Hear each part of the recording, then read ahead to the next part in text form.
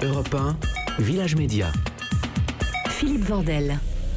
Avec Laurent Romeshko et Marine Vigne qui présentent tous les jours la météo, la carte sur France 3, c'est du lundi au vendredi à 12h55. Vous avez émission aujourd'hui, tout à l'heure. Oui, on va aller se préparer bientôt. Le pic de l'émission, Raphaël le disait, c'est le journal du temps. C'est interactif, ce sont des gens qui vous envoient des photos ou des vidéos pour parler de météo. La météo qu'ils ont chez eux. Par exemple, hier, Colette s'est pris la neige et pas que la neige. Bonjour à tous, bonjour Marine, bonjour Laurent. Bon, il est 12h30 et voilà, il se met à neiger. À Clémont, dans le Cher. Ouh là, j'ai même des grêlons qui me tombent dessus tout à coup. Donc, voilà, vous voyez en direct. Donc, nous attendons maintenant les prévisions de Laurent. Bonne journée à tous. Je ne vais pas vous demander vos prévisions, Laurent Romeshko, aussi, hein. Mais l'événement du jour, c'est pas la Coupe du Monde, on le voit bien, c'est la neige. C'est la plus grosse audience des JT traditionnellement. Est-ce que c'est une bonne nouvelle pour vous, pour votre audience ? Oui, c'est une bonne nouvelle. Nous, pour l'audience, oui, c'est une bonne nouvelle parce que c'est le sujet numéro un dans ces cas-là. Vous le direz surtout après.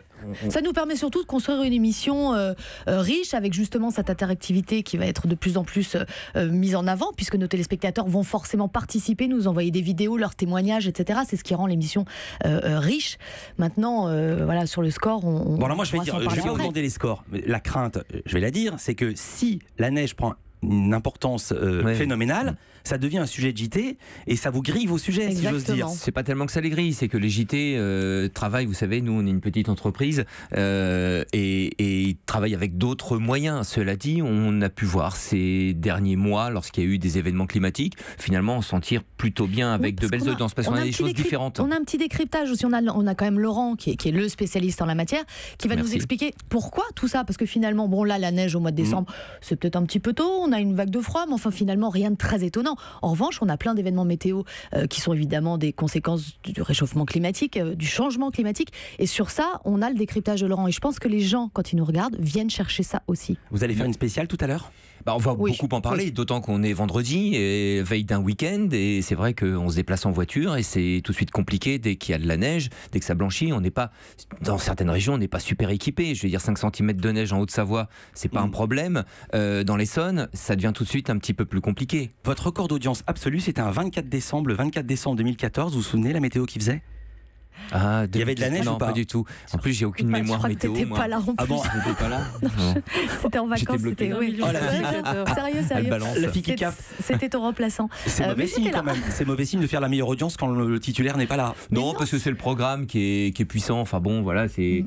D'abord, on l'a mis en place tous les deux. Ouais. Et puis non, c'est plutôt heureux, je trouve, de voir aussi que finalement, le programme se tient sans nous. Et puis, il y a quelque chose de formidable dans la neige.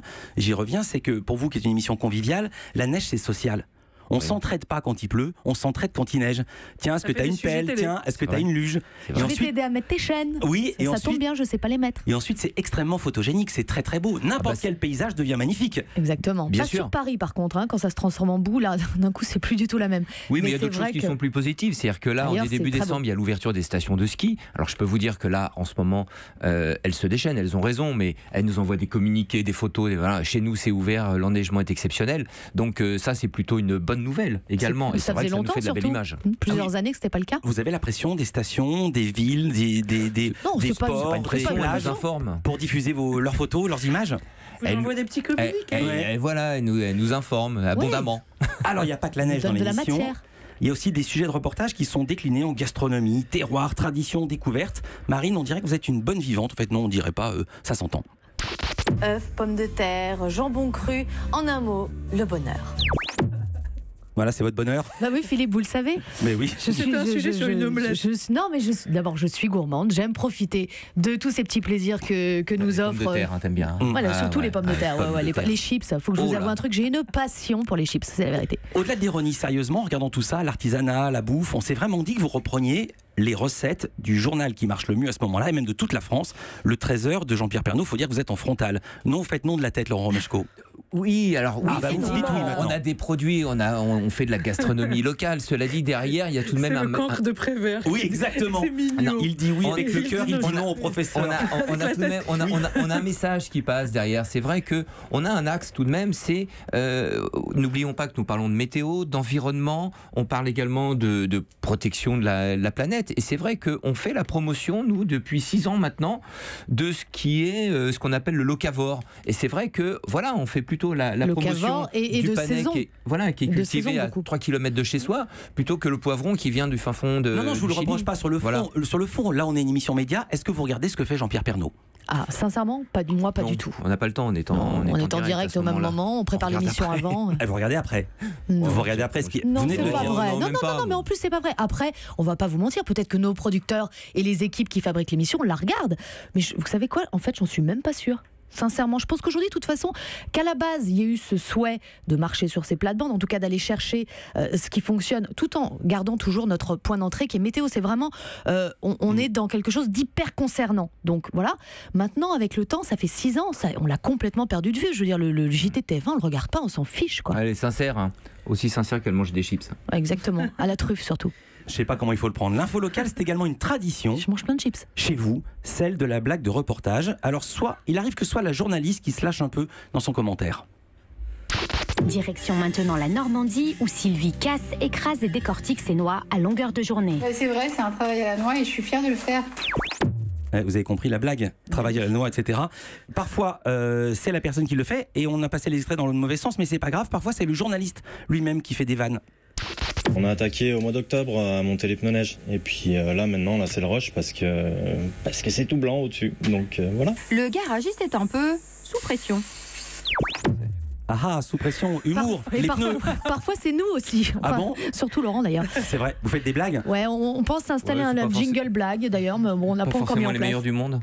On a des auditeurs qui nous font des tweets sur Village Média. Voilà, ça y est. Comme dans Météo à la carte. Lucé, c'est juste à côté de Chartres. C'est la banlieue de Chartres. Le 28, c'est combien? L'Eure-et-Loir. Vous venez de le dire, merci beaucoup. Il est incollable. C'est une émission qui est produite avec les moyens de France 3 Régions. Il est question d'une fusion avec les antennes locales de Radio France. La réduction aussi est dans les tuyaux du nombre de rédactions locales de France 3. Qu'est-ce que cela vous inspire? Pas grand-chose, nous, hein. Non, nous on travaille régulièrement avec les stations, même tous les jours, au quotidien avec les stations régionales de France 3 qui nous fournissent vraiment beaucoup de sujets, beaucoup d'images. Nous, tout ce qu'on souhaite, c'est de poursuivre cette collaboration avec les stations régionales. On n'a pas que les stations régionales qui nous fournissent des images. On a nos équipes, nous en propre, qui partent tourner un peu partout en France. Donc voilà, pour l'instant, on n'a pas d'inquiétude, on n'a pas Pardonnez-moi, on vous a demandé de faire des économies? Pour le moment, non. Pour le moment, non. Vous savez, je pense pas qu'on soit un programme non plus qui coûte extrêmement cher. Et donc voilà, non. Pour l'instant, il n'y a pas d'inquiétude de ce côté-là, nous concernant. Colette qui s'est pris des grêlons, elle n'a pas été payée.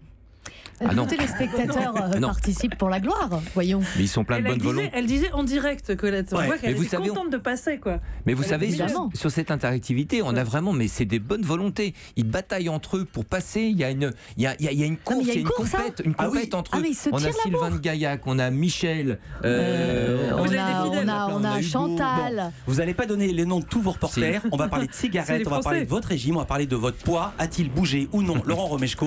Et si vous montez, Marine Vigne sera là pour dire la vérité. Tout de suite après ça, dans Village Média. Europe 1.